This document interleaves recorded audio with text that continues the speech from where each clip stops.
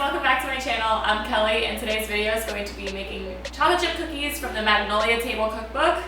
Now, I have made these cookies gluten-free before multiple times and they're always a hit. I've brought them over to my parents' house, friends' houses, my boyfriend loves them, I love them.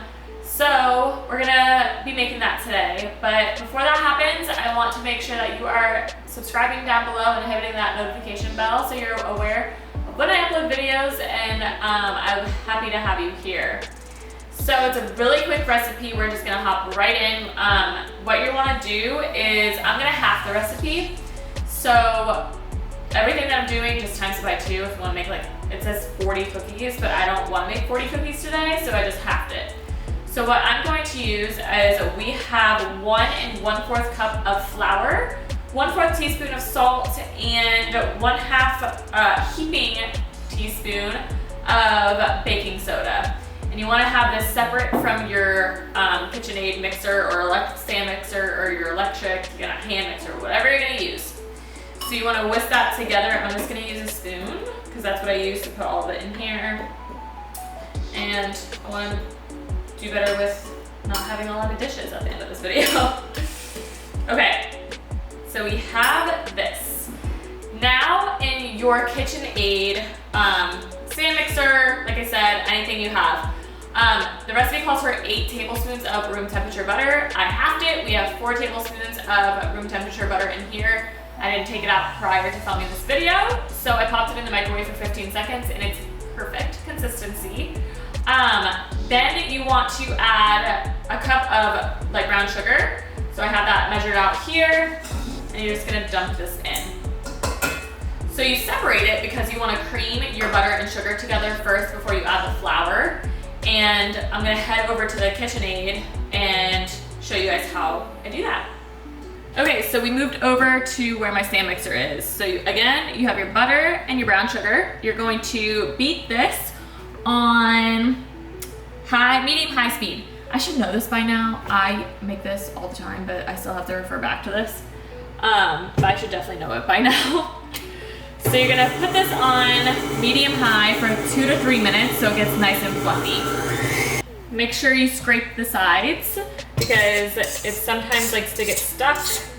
So make sure you're scraping the sides down just so you get it all incorporated.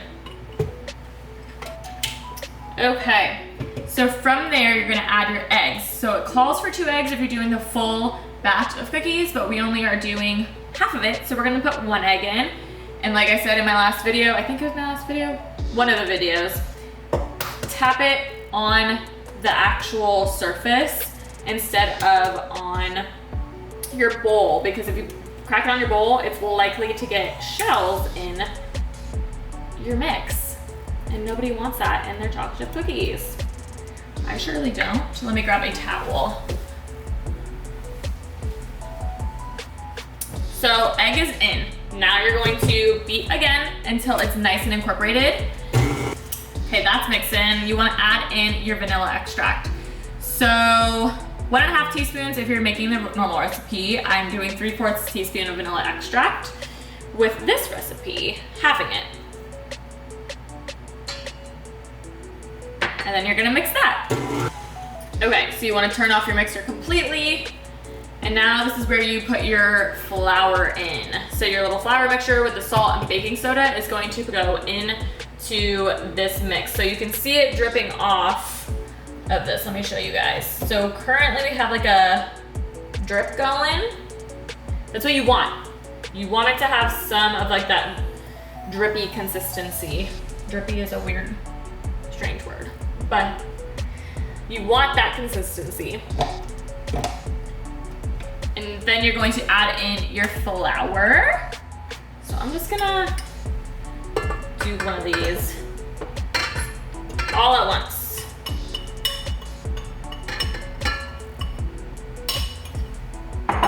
Okay, so now you wanna beat it on high speed just so the dough comes together. You don't want it to be like super well done, well put together. You just want it to just come together, if that makes sense. I'll show you guys what it looks like. Perfect. So I did it for maybe like 15 seconds, maybe? Now, I'm telling you, this dough is like my favorite thing ever. Toll House cookies who? Joanna Gaines cookies. So much better. So it's just perfect. I'm really bad at describing textures if you have not noticed. But it's kind of like, it's just put together. It's perfect cookie dough. Now you're gonna put in your chocolate chips. And the original recipe calls for 1.5 cups. I never measure this out, literally never. I'm taking about half a bag of semi-sweet chocolate chips in mini form, because that's what I have, and I'm gonna put a majority of it in there. I kind of eyeball it. I love chocolate, if you haven't noticed from my Thin Mint video, my peanut butter patty video, chocolate donuts, chocolate everything, yes please. And I'm gonna link all those videos down below for you too. I actually also made another recipe. My very first video was actually from this cookbook. It was her lemon pie. So if you guys are interested in that, that's probably one of our favorite recipes as well. Chocolate chips and the lemon pie are like, can't go wrong. So I'm adding this in. We're gonna go that much. So I have like 1/4 of the bag left. And then this, you only want to put it on for like 10 seconds. Super quick, you don't want it to get clumpy. You just want enough to incorporate the chocolate chips in. Okay, that's it. I'm gonna bring you guys in to see the dough. Look at that. Oh, so good. It's so good. All right, it is time to transfer the cookies onto your prepared baking sheet. So you just want to line it with parchment paper, making sure that your oven is preheated to 350 degrees. So make sure of that. Mine's been going the whole time. Mine takes forever. So I always do it first thing just to get it done. Now you're going to just put the cookies on. I like to make them pretty decent sized, making sure your hands are clean, especially now. I'm a freak about washing my hands. So we are going to pack each cookie on to your baking sheet. Now, like I said, I've made these cookies so many times, and each time they come out better and better. They are one of those cookies that are like perfect for adapting gluten-free. I found a lot of her recipes are really nice to adapt gluten-free. So if you're looking for a good chocolate chip recipe, this is it. Trust me, this is it. Now, I mentioned at the beginning of the video that if you're not subscribed, make sure you're subscribed down below. I'm trying to get to 100 subscribers, and when I hit that 100, I'm gonna do a giveaway of all my favorite gluten-free goodies, little package to send one of you guys. So make sure that you're hitting that subscribe button down below so you're entered in the giveaway when we have that giveaway. So make sure, hit that subscribe button for me. I'd greatly appreciate it. Okay, so now you've put all of your cookies onto your sheet. This made a perfectly 12. I don't have any dough left. It's because I make them on the bigger side because I love some good, big, hunky, chocolatey cookies. So you want to pop them, don't mind my hands. You want to pop them into the oven for 10 to 11 minutes. You want to make sure you're watching them because once they get a little bit golden brown, you want to pop them out. Pop them out of the oven. I like my cookies to be on the softer side. I like to have a little bit of like a crisp on the outside, but mainly I like mine chewy. So we're gonna pop those in and I'll show you guys what they look like. My girl Siri, can you set a timer for 10 minutes, please?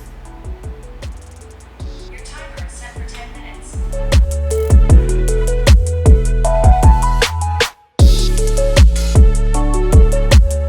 All right guys, so I just showed you what they look like. They came out of the oven. I left them in for about 13 minutes. Now, they kind of came in out like running into each other.